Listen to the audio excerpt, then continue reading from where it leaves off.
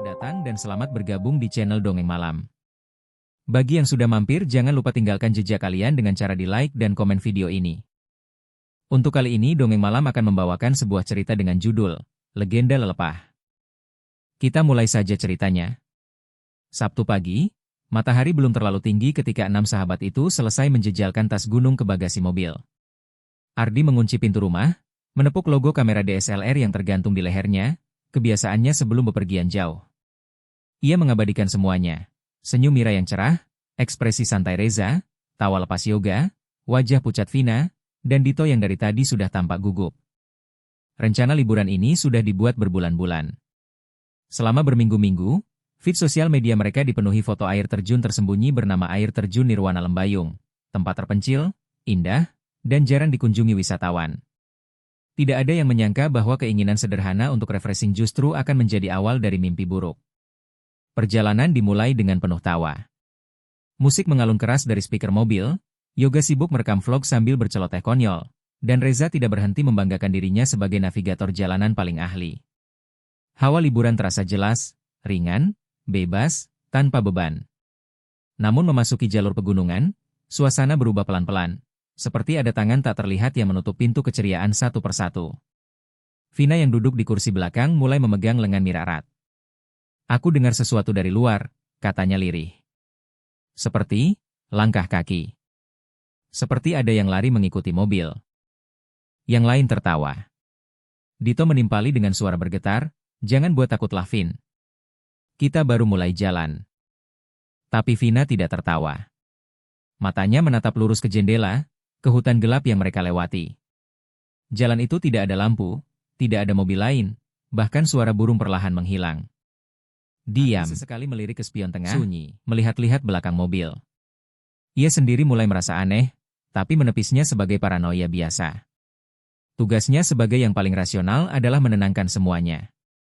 Tenang. Kita cuma terlalu excited. Otak kita lebay. Tapi firasat buruk tidak berhenti di situ.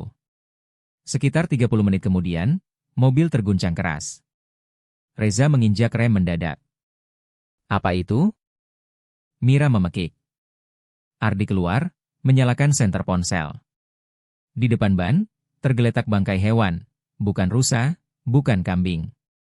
Tubuhnya robek seakan terkoyak, bukan dimakan predator. Aroma darah masih hangat. "Ini baru mati," gumam Ardi, menelan ludah. Tiba-tiba dari sela pepohonan terdengar desahan napas berat, seperti sesuatu sedang menahan diri untuk tidak muncul. Angin berhenti. Daun-daun tidak bergerak. Ujung rambut Vina berdiri. "Masuk mobil cepat," katanya dengan suara getar yang hampir seperti bisikan orang kerasukan. Mereka masuk. Mesin kembali menyala. Suasana kembali senyap, tapi bukan tenang, melainkan seperti menunggu sesuatu. 5 menit berlalu. Ardi meletakkan kamera DSLR di pangkuannya. Tanpa menyentuh tombol apapun, kamera itu tersorot otomatis. Lampu flash menyala, memotret ke arah jendela kanan belakang. Itu pencet apa?" tanya Yoga. Ardi kebingungan. "Aku nggak tekan apa-apa." Mereka melihat hasil foto. Foto itu hanya pepohonan gelap. Tapi di antara semak, ada bayangan hitam, tinggi, kurus, kakinya panjang seperti satwa berkuku. Kepalanya seperti menunduk, mengawasi. "Ini editan atau efek cahaya, paling," kata Reza meremehkan, tertawa memecah ketegangan. "Paling cuma makhluk kampung numpang lewat." Ucapan itu bahkan belum selesai ketika tok-tok-tok-tok-tok terdengar di sisi mobil. Bukan seperti tangan, melainkan kuku panjang menggores pintu. Mereka serempak menoleh. Kosong. Tidak ada siapa-siapa. Dito menjerit, "Sudahlah, kita pulang aja." Tapi liburan sudah direncanakan. Aku nggak enak dari tadi. Mereka sudah jauh dari kota. Mereka saling meyakinkan diri bahwa itu cuma kelelahan dan ketakutan spontan. Ardi menelan rasa tidak nyaman dan berkata, "Kalau kita pulang, kita cuma menuruti rasa takut. Kita sudah sampai sejauh ini. Kita lanjut dulu." Semua terdiam. Pada akhirnya, mereka setuju. Mobil kembali melaju. Namun tanpa mereka sadari, tepat beberapa meter setelah titik bangkai hewan tadi, pepohonan kiri dan kanan tampak lebih gelap dari sebelumnya. siul angin menyerupai bisikan. Udara dingin tidak wajar menyentuh tengkuk. Dan mereka sama sekali tidak melihat papan kayu lapuk di sisi jalan, tersembunyi lumut. Wilayah sakral, dilarang masuk. Ban mobil melewati garis batu besar berlumut, sebuah batas adat tak terlihat, tanda kuno yang tidak boleh dilewati tanpa izin. Saat mobil memasuki wilayah itu, hutan seakan mengunci dari belakang, menutup jalan pulang. Mereka tidak menyadarinya. Perjalanan liburan masih berlanjut. Namun sejak detik itu, nasib mereka sudah mobil mereka memasuki desa Batu Arang Raya, desa kecil sepi dengan rumah-rumah kayu tua. Bau kayu bakar dan tanah basah langsung menusuk hidung.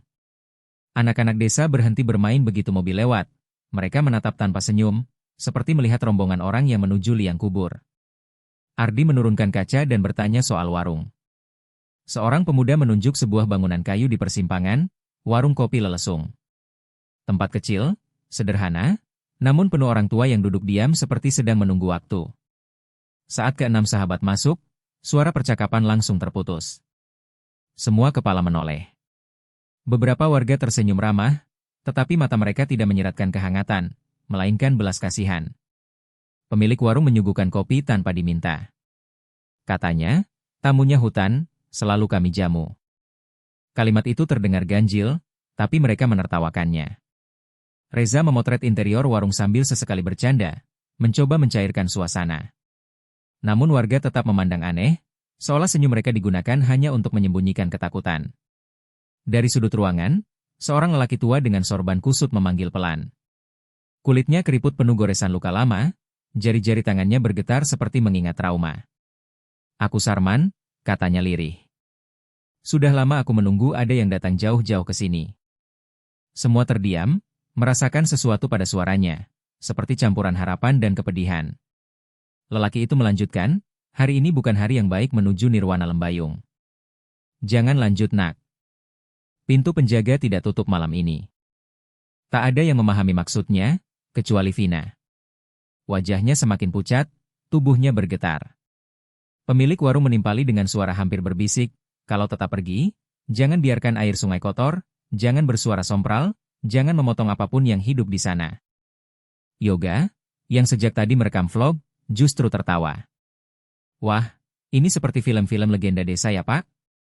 Kalau kami ke sana nanti ada monster dari Dito, tapi warga tidak tertawa sama sekali. Reza menepuk dada dan menjawab dengan sombong, santai aja Pak. Kita cuma mau camping. Bukan merusak hutan. Pak Sarman memejamkan mata, seakan ia mendengar kalimat yang pernah diucapkan pengunjung lain di masa lalu, pengunjung yang mungkin tak pernah kembali. Vina tiba-tiba menarik lengan Mira kuat-kuat. Lihat ke belakang warung ada kaki hewan, seperti kaki rusa tergantung. Mira menelan ludah, ketakutan, tapi pura-pura tidak melihat apapun. Vin, sudah, jangan fokus ke sana. Ardi mulai ragu. Instingnya berteriak agar mereka pulang. Namun ia melihat raut kecewa teman-temannya jika ia menyarankan balik kanan. Ia akhirnya menelan keraguan itu. Saat mereka bangkit hendak pergi, suasana warung berubah semakin muram. Beberapa warga menundukkan kepala seperti menghadiri pemakaman. Yang lain memeluk tasbih atau mengepalkan rumput-rumput kering di saku, seolah bersiap menghadapi kabar buruk. Pak Sarman berseru terakhir kalinya ketika mobil dinyalakan. Kalau kalian dengar suara tulang patah, jangan menoleh. Jangan pernah menoleh. Kalimat itu menggantung seperti doa atau ancaman. Mobil perlahan menjauh. Dari kaca spion, Ardi melihat beberapa warga menangis diam-diam, tetapi tidak ada yang mengejar atau menghentikan mereka. Entah karena mereka pasrah, atau karena mereka tahu tak ada gunanya. Beberapa meter setelah meninggalkan desa, jalan bercabang menjadi satu jalur tanah berbatu menuju hutan. Di sana, papan kayu reot berdiri dengan tulisan besar. Dilarang memasuki air terjun saat matahari tenggelam. Tulisan itu dipenuhi goresan panjang seperti cakaran 5 jari. Seolah papan itu pernah diserang. Yoga memotret papan tersebut sambil bercanda, "Ih serem banget, estetik horor gini." Vina menutup wajah dengan tangan. "Kita pulang sekarang aja ya." Reza mengabaikan, aku benar-benar menekan gas lebih dalam, kalau kita pulang cuma karena papan kayu jelek gitu, lucu banget weh. Mobil berguncang melintasi papan peringatan itu. Dan udara berubah seketika. Hutan depan mereka tampak lebih gelap daripada hutan biasa. Kabut lebih tebal daripada kabut siang hari. Suara serangga dan burung lenyap total, digantikan keheningan basah yang menekan dada. Tidak ada yang bersuara lagi sepanjang perjalanan masuk. Bahkan Yoga berhenti merekam. Mereka tak sadar bahwa begitu ban mobil melewati papan itu, seseorang, atau sesuatu, di hutan membuka mata. Sesuatu yang tertidur lama, tanpa sadar, dan kini mata mereka tertipu. Mereka berlari seolah menemukan jalan keluar. Namun semakin dekat, suara gemuruh air terjun terdengar tidak alami. Terlalu berirama. Terlalu teratur, seperti rekaman yang diulang-ulang. Vina yang paling depan tiba-tiba berhenti mendadak. "Stop! Jangan maju lagi," teriaknya dengan suara pecah. Semua terpaku. Di depan mereka memang ada air terjun, tapi daratan tempat mereka berdiri tiba-tiba berakhir. Hanya satu langkah lagi, dan mereka semua akan jatuh ke jurang sedalam puluhan meter. Tidak ada bebatuan air terjun, tidak ada kolam bawah, tidak ada pemandangan indah, hanya pohon-pohon kering dan tanah gelap memutar membentuk mulut jurang raksasa. "Gue barusan lihat air, sumpah tadi gue lihat air," Yoga gemetar sambil memeriksa kameranya. Rekaman di layar kamera memperlihatkan air terjun yang indah, persis yang tadi mereka lihat. Tapi di depan mata, hanya jurang. Dito mengambil langkah mundur perlahan. "Ada sesuatu yang mau kita jatuh." Reza tertawa kecil, jelas sedang menutupi takutnya. "Udahlah jangan drama, kita balik aja." Namun ketika mereka berpaling, kabut menggumpal di belakang dan jalan pulang menghilang. Pohon berubah bentuk seperti merapat dan memagari mereka. Hutan seakan menutup. "Kita ke sungai lagi aja. Dari sungai kita bisa nyusurin balik," usul Jaya dengan suara panik. Mereka berjalan cepat ke arah sungai, mengikuti aliran air. Tetapi setelah 10 menit, air tiba-tiba berhenti. Sungai terputus. Alirannya hilang begitu saja di tanah kering, seperti tidak pernah ada sejak awal. "Ini nggak masuk akal," desis Vina sambil memegang kepalanya yang berdenyut. Suara itu lalu terdengar. Seperti kaki raksasa berjalan di lumpur. Lambat, berat, tidak terburu-buru. Yoga refleks menyorotkan kamera ke arah sumber suara. Lensa menangkap siluet besar di balik kabut, tinggi, kurus abnormal, kepalanya memanjang ke samping seperti tertekuk. Bahunya turun, seperti tulangnya lebih banyak daripada dagingnya. Di dadanya terlihat lubang gelap, menganga seperti bekas sobekan mengerikan. Tapi ketika mereka menoleh langsung, kabut hanya bergetar. "Apa itu?" "Kita harus kabur. Sekarang." Mereka lari tanpa arah, tapi hutan seperti mengulur mereka, memanjang jadi lebih jauh. Nafas mereka tak beraturan. Tiba-tiba Vina tersungkur. Jaya menolongnya. "Aku dengar," bisik Vina lirih. "Dia nggak mau kita lari. Dia mau kita lihat." Tubuh Vina gemetar seperti disusupi rasa takut yang bukan miliknya. Dito dengan suara patah. "Vina dengar, kita bisa keluar dari sini bersama. Jangan dengerin." Vina membuka mata. "Dia bilang, pelanggar harus bayar," bisiknya datar. Semua menatap Reza, orang yang mengotori sungai. Reza mundur satu langkah. "Jangan bercanda." "Gue nggak mau." Suara gemeretak tulang muncul dari balik kabut. Langkah berat semakin dekat. Reza kehilangan kendali dan kabur duluan. Yoga dan Jaya memanggilnya, tapi tidak berani mengejar. Dalam beberapa detik suara ranting patah terdengar, kemudian senyap total. Tidak ada lagi suara lari. Tidak ada pekikan. Hanya hening, seperti hutan menelan seseorang tanpa jejak. "Reza!" Jeritan Dito menggema namun tidak berbalas. Vina tiba-tiba menangis keras, tubuhnya menggigil. "Aku nggak mau dengar dia lagi, tolong matiin suaranya, tolong." Namun siapapun yang berusaha menyentuh Vina akan merasa tangan mereka seperti ditekan oleh sesuatu yang tak terlihat, memaksa mereka mundur. Seakan hutan sendiri melindungi Vina, atau menjaganya agar tetap di sana. Yoga berjongkok sambil memeluk kepalanya. "Kita nggak bakal pulang kalau kita terus panik. Fokus. Kita nyari tempat tinggi. Dari atas kita bisa lihat untuk mendaki lereng kecil di samping sungai yang hilang." Mereka bergerak pelan, saling menggandeng untuk memastikan tidak ada yang tertinggal. Selama pendakian, suara langkah berat itu tidak mengejar lagi, Tetapi mereka tahu dia mengikuti dalam jarak yang sama, tidak terlalu dekat, tidak terlalu jauh, cukup agar mereka tahu sedang diawasi. Saat mencapai dataran tinggi kecil, kabut mulai menipis.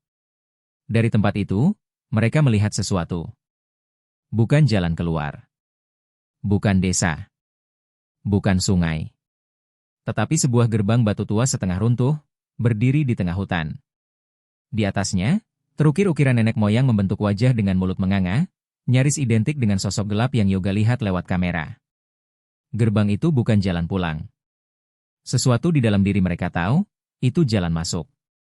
Namun dari kejauhan, mereka mendengar teriakan Reza, lemah, seperti dari dalam tanah. "Gue di sini. Tolong gue. Jangan tinggalin gue."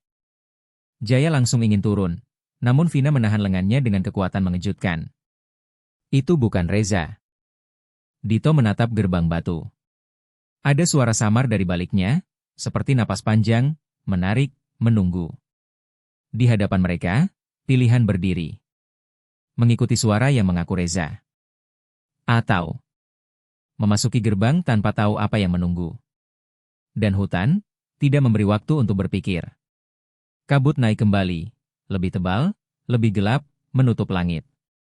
Sesosok suara lirih menyeret tulang berderi terdengar dari belakang. Suara tulang mereka harus memilih sekarang, lebih dekat, lebih keras. Kali ini bukan hanya satu suara.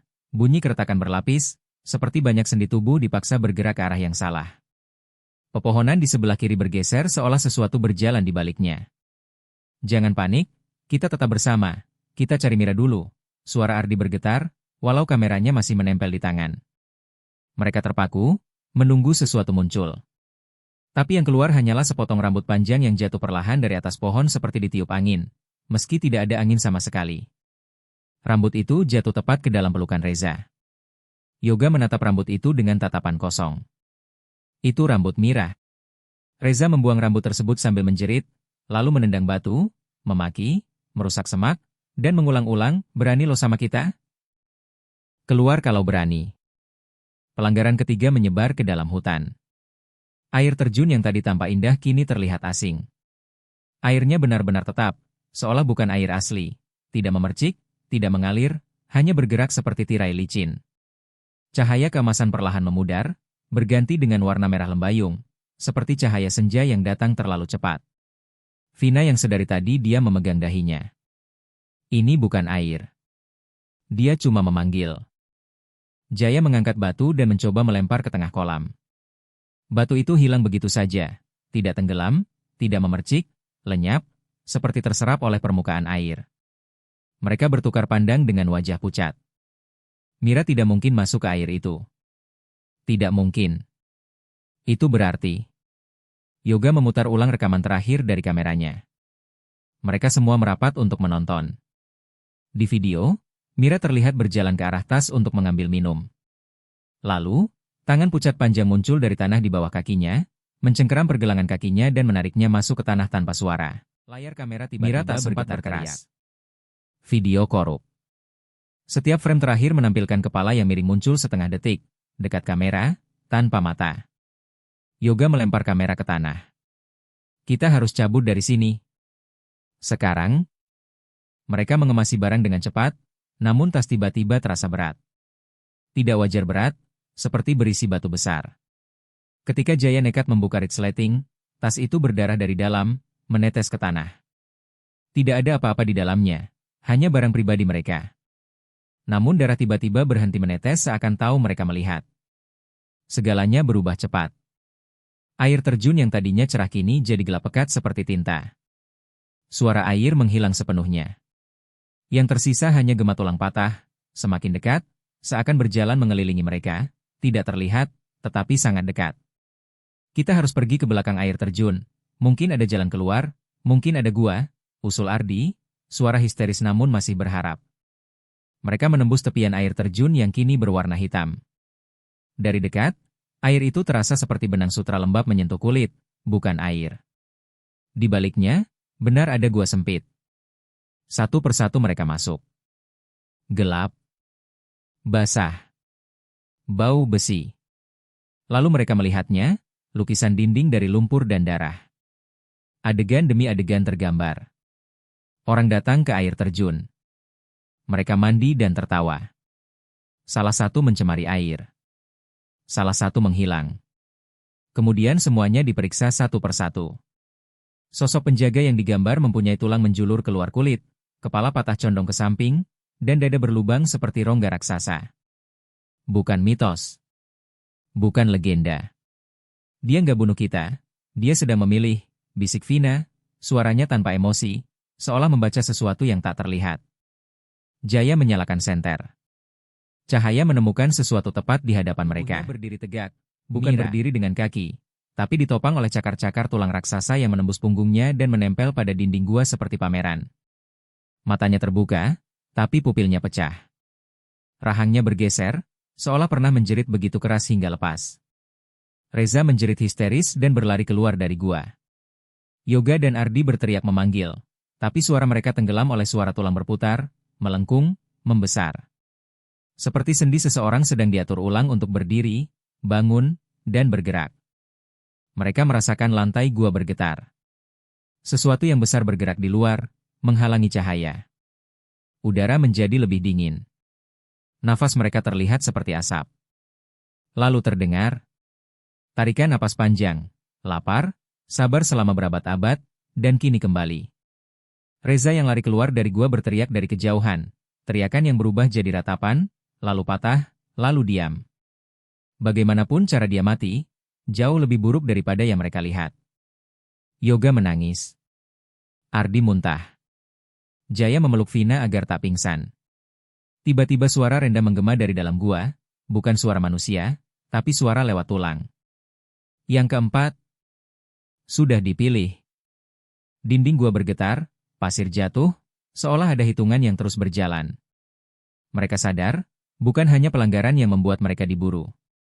Segala sesuatu yang mereka lakukan sedang dihitung. Dan air terjun Nirwana Lembayung bukan tempat istirahat. Bukan tempat wisata. Ini adalah penyaringan. Mereka belum dibunuh karena ritualnya belum selesai. Di luar, bayangan raksasa mulai merunduk memasuki mulut gua, kepala miring, tulang berbunyi seperti rantai baja. Tidak ada jalan pulang yang terlihat. Tidak ada pintu lain. Mereka harus memilih. Hadapi apa yang masuk ke gua. Atau lari lebih dalam kegelap tanpa tahu kemana. Dan waktu untuk memilih, sudah habis. Kabut hitam mulai menyelinap masuk. Bukan karena mereka tersesat, tetapi karena hutan itu berubah. Pepohonan berpindah, jalur hilang, tanah seperti berdenyut. Tidak ada arah pulang, hanya jalan ke tempat mereka diharuskan pergi. Panik membuat mereka bergerak tanpa rencana. Nama-nama dipanggil berulang kali, tetapi jawaban yang datang justru suara mereka sendiri, dipantulkan dari arah berbeda seperti ada yang meniru. Vina. Mira. Oh Tuhan, tolong. Yoga berlari ke kanan, Ardi ke kiri. Mereka mencoba menyisir area, berharap menemukan Mira masih hidup, berharap Vina hanya pingsan. Namun harapan itu mati cepat. Dito berteriak dari kejauhan. Jeritan bukan sekedar ketakutan, jeritan kesakitan. Ardi dan Yoga menoleh bersamaan. Mereka mengikuti suara, namun sebelum mereka sampai, tanah di hadapan mereka berlubang, seperti jebakan rawa, menelan tubuh Dito hingga pinggang. Ia berusaha meraih apa saja, kukunya patah saat mencakar tanah. Angkat aku. Angkat aku. Ardi melompat dan menarik lengannya. Yoga membantu menarik tubuhnya. Tapi tangan mereka menggeser sedikit kulit Dito, lalu kulit itu tertarik lepas, menyisakan lengan penuh daging merah. Bukan karena mereka menarik terlalu keras. Karena ada sesuatu yang menarik dari bawah. Bunyi cerak-cerak-cerak-cerak terdengar dari perut Dito, tulang rusuknya satu persatu patah ke dalam, bukan keluar. Darah segar memancar dari sudut mulutnya. Wajah Dito berubah. Tatapannya memohon, lalu kosong. Tubuhnya ditarik ke bawah perlahan, seolah sedang ditidurkan ke bumi. Tak ada darah bersisa di tanah, semua diserap. Ardi menjerit. Yoga berlari. Tinggal 2. Ardi memegang kepala, tak bisa bernapas. Kita harus balik, kita harus ke desa, kita harus. Yoga menariknya paksa, mendorongnya untuk berlari. Fokus, Mereka berlari kalau berhenti kita memungkinkan. Namun suara mengikuti dari arah kanan, kiri, atas, entah dari mana. Suara itu seperti tulang yang dipaksa berputar melebihi batasnya. Hingga tiba di sebuah celah tanah basah, hutan menggelap tetapi terlihat ada cahaya samar dari suatu arah. Harapan kembali. Cahaya dari desa. Itu desa, seru Yoga. Mereka terus berlari. Semakin dekat, cahayanya terlihat seperti lampu rumah. Ada bayangan penduduk. Ada jalan tanah. Ada kehidupan. Ardi menangis lega. Mereka mempercepat langkah. Namun langkah mereka berhenti mendadak. Karena dari arah yang sama, cahaya itu menghilang, berganti dengan bayangan tubuh tinggi dengan kepala patah menggantung ke bahu. Lentur. Ramping. Berkulit abu pucat dengan tulang yang menonjol dari persendian. Lalepah. Wujudnya terlihat jelas pertama kali. Tulang punggung melengkung keluar seperti duri-duri, kaki panjang seperti gabungan manusia dan rusa, kuku hitam tajam menyeret tanah. Tidak memiliki mata, hanya lubang gelap di wajah kosong yang seolah mengendus kegelapan. Lelepah bergerak, dengan kecepatan yang tidak sesuai ukuran tubuhnya. Sekali kilat, ia sudah berpindah 6 meter lebih dekat. Refleks, Ardi dan Yoga mundur, tubuh gemetar parah. Yoga berbisik tanpa sadar, jangan lihat matanya, kalau dia punya mata. Terlambat. Lelepah mendongakkan kepala patahnya dengan retakan sendi mengerikan, dan tubuhnya berdiri tegak sempurna dalam satu hentakan, seperti marionet ditarik paksa. Yoga menutup telinga sambil menangis. Ardi memegangi kameranya, bukan karena ingin merekam, tapi karena ia terlalu takut melepaskannya. Lelepah mengeluarkan suara napas panjang dan basah. Lalu tanpa peringatan, melompat ke arah mereka. Yoga mendorong Ardi ke samping. Lelepah menabrak pohon besar, pohon itu patah menjadi 2 bagian seolah hanya ranting kecil. Ardi dan Yoga bangkit dan lari seperti 2 orang gila, seolah memaksa mereka mengikuti jalur yang telah dipilih sang penjaga. Suara tulang mengejar mereka dari setiap sisi. Mereka tidak tahu berapa lama berlari sampai akhirnya tubuh mereka roboh di tanah berbatu. Napas hampir habis, mata berkunang, tubuh kaku. Ardi menoleh, refleks. Yoga tidak sempat menahan bahunya. Ia melihat Lelepah. Bukan sekadar wujudnya, ia melihat wajah Lelepah tepat dari depan. Dan itu cukup. Tubuh Ardi langsung terangkat dari tanah tanpa disentuh, melayang ke udara. Sendi-sendinya satu persatu terpuntir ke arah sebaliknya. Cerak, cerak, cerak, perlahan, penuh kesadaran. Lelepah seolah menikmati penderitaan korbannya. Ardi tidak menjerit. Suaranya hilang sejak lehernya pertama kali patah. Yoga hanya bisa menyaksikan dari balik tangan yang menutup wajahnya. Ketika tulang punggung Ardi patah total, tubuhnya jatuh seperti boneka robek. Tinggal 1. Yoga hampir tidak bisa berpikir lagi, hanya insting tersisa. Ia merangkak, lalu berlari entah ke arah mana. Tubuhnya berdarah karena duri dan batu, namun ia terus memaksa kaki bergerak. Ia tak tahu kenapa Lelepah tidak mengejarnya tepat saat itu. Namun ia mengerti satu hal. Lelepah tidak sedang berburu. Lelepah sedang menghitung. Dan ritual belum selesai. Yoga adalah yang terakhir. Masih ada yang harus dilakukan sebelum kematiannya. Ketika ia akhirnya melihat lampu-lampu desa dari kejauhan, lututnya ambruk. Penduduk desa berlari menghampirinya, teriak. Ada yang memanggil nama Tuhan. Ada yang menangis melihat kondisinya. Yoga hanya sempat berbisik satu kalimat. Kita sudah bangunkan dia. Langit hutan yang tadinya gelap kini memerah, seperti fajar dan senja dipaksa menyala bersamaan. Kabut menebal, menyelimuti pepohonan. Ardi yang tersisa berusaha berdiri, tubuhnya penuh luka, darah menetes dari pelipis dan lutut. Nafasnya tercekat. Ia tahu ia bukan sekedar melarikan diri, ia sedang diadili. Dari balik pepohonan gelap, dedaunan merunduk seakan memberi jalan bagi sesuatu yang jauh lebih besar. Langkah pertama terdengar seperti pohon tumbang. Langkah kedua lebih dekat, tanah bergetar. Langkah ketiga, tepat di belakang Ardi. Lelepah muncul sepenuhnya ke cahaya merah kabut. Tinggi hampir 3 meter. Kaki seperti kaki rusa, berbelulang merah, masih meneteskan darah segar. Dadanya berupa rongga kosong, tulang rusuk mencuat keluar, tidak ada jantung. Tubuh manusia berbulu gelap dengan tulang panjang menyeruak keluar seperti duri. Kepala patah miring hampir 90 derajat, rahang robek sampai telinga, gigi berlapis 2 baris. Lidah panjang terbelah 2. Dan mata, putih polos tanpa kelopak, memantulkan cahaya seperti kelereng. Ardi tidak bisa bernapas. Tidak bisa bergerak. Dalam ingatannya muncul suara Pak Sarman. Jika dia muncul, tundukkan kepala. Jangan menatap. Jangan lihat wajah kesakitan yang ia pakai untuk memancing rasa iba. Telat, Ardi sudah melihat terlalu banyak. Ia buru-buru menunduk, memaksa kepala merapat ke tanah. Tubuhnya gemetaran tak terkendali. Sialnya, Yoga yang berada tepat di sampingnya masih berdiri. Terlalu panik. Terlalu takut untuk mengingat pesan apapun. Ardi? Ardi, kita harus kabur, aku.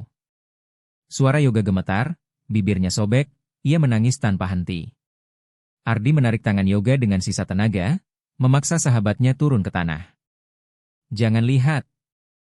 Nunduk. Jangan lihat. Yok. Tapi rasa takut mengalahkan logika. Yoga menunduk setengah, lalu hanya melirik sedikit. Setengah detik cukup. Lelepah menghilang dari tempatnya, muncul tepat di depan Yoga dengan kecepatan mustahil. Satu ayunan kuku hitam. Tubuh Yoga terbelah menjadi 2 dari bahu ke pinggul. Tidak seperti potongan bersih pedang, lebih seperti kain tipis yang disobek. Darah menyembur tinggi seperti hujan merah. Setengah tubuhnya terlempar ke kiri, setengah lagi ke kanan. Ususnya menggantung seperti akar pohon. Yoga bahkan tidak sempat berteriak. Ardi menutup wajah dengan kedua tangan, berteriak bukan karena melihat, tetapi karena mendengar. Suara tubuh sahabatnya yang terbelah, tulang yang patah, organ yang jatuh ke tanah, suara-suara itu akan menghantuinya seumur hidup. Ardi bangkit dan berlari. Tidak menoleh. Tidak memikirkan apapun kecuali jangan berhenti. Kepalanya tetap menunduk seperti orang yang memohon ampun pada tanah. Namun napas lelepah terus mengikuti. Dingin, lembab, lapar. Ia tidak berlari, ia mengikuti. Seolah menikmati rasa gentar korbannya. Ardi terjatuh, terseret batu.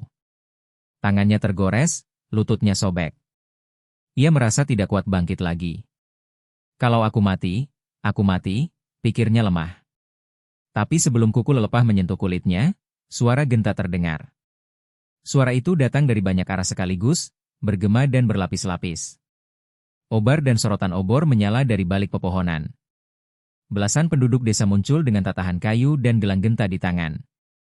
Ada juga orang-orang muda membawa tombak kayu. Mereka tidak menyerang lelepah, mereka membentuk lingkaran, memaksa makhluk itu menjauh. Lelepah mundur sedikit. Bukan ketakutan, tetapi marah. Ia mendongakkan kepala yang patah ke langit dan mengeluarkan suara yang tidak mungkin keluar dari tenggorokan makhluk hidup. Semua orang di desa gemetar.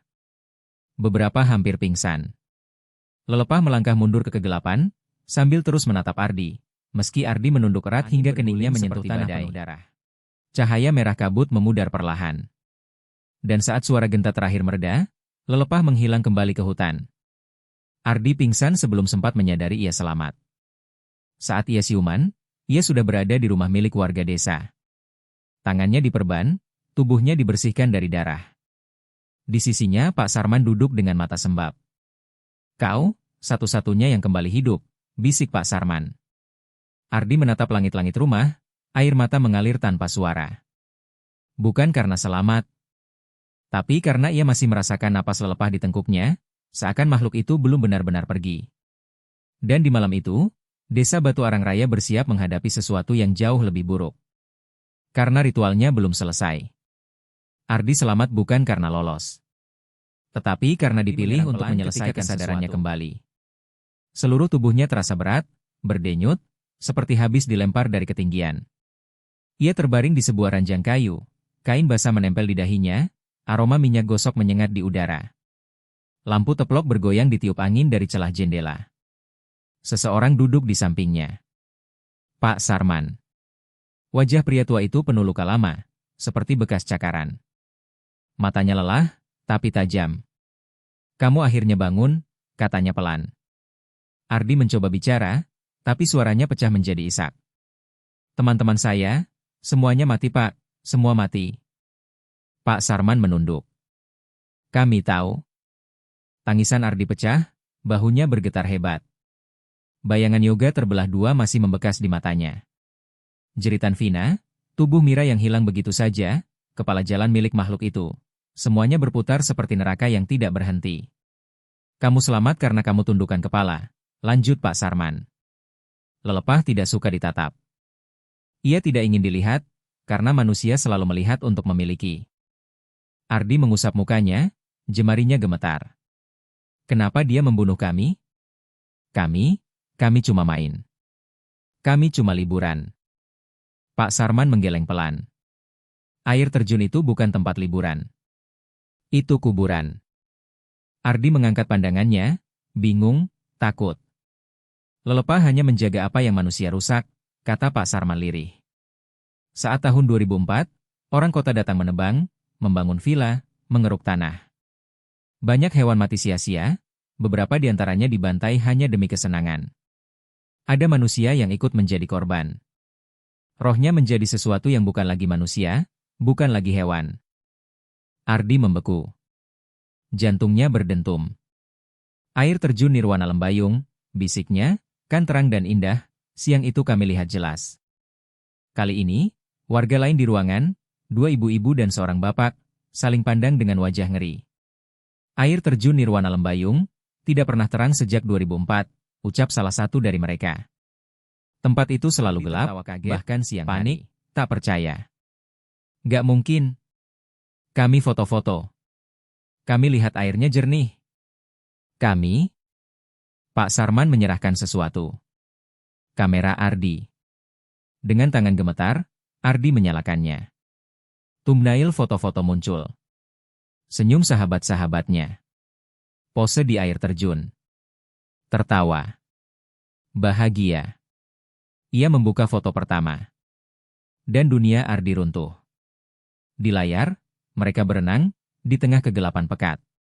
Tidak ada cahaya matahari sama sekali. Air terjun tidak jernih, melainkan hitam berlumur darah. Percikan yang mereka kira cahaya adalah percikan merah gelap seperti daging busuk. Wajah mereka. Bukan bahagia. Mereka tersenyum lebar tak wajar, mata putih seluruhnya, seperti orang yang dirasuki kegilaan. Napas Ardi tercekat bergemuruh. Ia lanjut membuka foto berikutnya, lalu berikutnya, lalu berikutnya. Di setiap foto ada sesuatu yang baru ia sadari. Ada bayangan besar di belakang mereka. Semakin dekat. Semakin jelas. Semakin nyata. Pada foto terakhir di air terjun, Lelepah berdiri langsung di belakang mereka. Kepala miring patah, rahang sobek, lidah panjang menjulur, kuku hitam meneteskan darah. Tingginya melebihi air terjun kecil itu. Mata putih tanpa kelopak mengarah lurus ke lensa. Seolah sadar sedang difoto. Ardi menjatuhkan kamera dan menjerit histeris sampai suaranya pecah. Warga menahan tubuhnya, menggumamkan mantra, menutup tirai, memukul lonceng ritual. Ardi dipaksa minum air bunga dan diusap abu putih ke keningnya sampai tubuhnya lemas, hingga akhirnya ia tertidur karena kelelahan. Malam pun datang. Rumah sunyi. Warga yang menjaganya tertidur di tikar. Kamera Ardi, yang tergeletak di meja dekat ranjang, tiba-tiba klik menyala sendiri. Lampu indikator berkedip. Lensa bergerak pelan, seolah ada yang memegangnya, memutarnya, mengarah ke jendela. Kain gorden bergoyang. Nafas berat kedengaran dari luar. Kamera mulai merekam tanpa ada yang menyentuhnya. Layar memperbesar bayangan di balik kaca. Dan di sana, kepalanya miring seperti Lelepah total ke samping. Mulutnya terbuka, rahangnya sobek lebih lebar dari manusia seharusnya. Lidah panjangnya menjulur meneteskan darah. Tubuhnya berdiri menempel pada jendela, kuku hitam menggores kaca perlahan. Mata putihnya menatap lurus ke lensa. Kemudian terdengar suara tulang patah. Semakin dekat. Semakin keras. Seolah makhluk itu sedang menunduk perlahan agar bisa masuk lewat jendela. Layar berkedip, lalu gelap. Rekaman berhenti. Tapi suara di ruangan masih berlanjut. Tarikan napas berat di dalam rumah. Di belakang Ardi yang sedang tidur. Dan di luar, lonceng ritual mulai berdenting sendiri. Seolah memberi peringatan bahwa sesuatu yang seharusnya tak boleh ikut telah masuk. Terima kasih sudah mengikuti cerita sampai akhir. Untuk cerita dengan judul Legenda Lelepah berakhir di sini. Akan banyak lagi cerita-cerita menarik yang akan dibawakan Dongeng Malam. Jadi silahkan di-subscribe channel ini agar tidak tertinggal cerita-cerita menarik dari video berikutnya. Dan jika kalian suka dengan cerita-cerita seperti ini, silahkan di-share video ini agar channel ini bisa lebih berkembang lagi.